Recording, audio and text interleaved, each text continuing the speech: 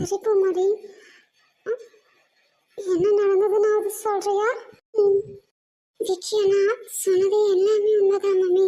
நான் பீரியட்ஸுங்கிறதாட்டி மழையில வேற நனைஞ்சு எனக்கு ஒரு மாதிரியாவே இருந்தது.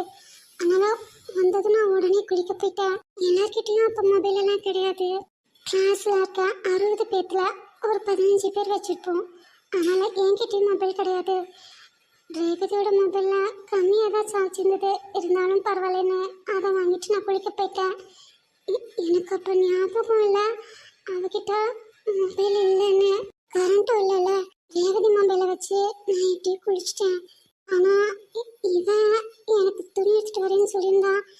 இவன் எப்படி என்னோட துணியை எடுப்பான்னு நான் யோசிக்காம விட்டுட்டேன். அதனால ரொம்ப நேரம் பாத்ரூம்குள்ளேயே இருந்தேன். ஊட்டி குளிர் வேற, மண்ணில் நனைஞ்சது, ஹேர் வாஷ் பண்ணினது எல்லாமே சேர்ந்து எனக்கு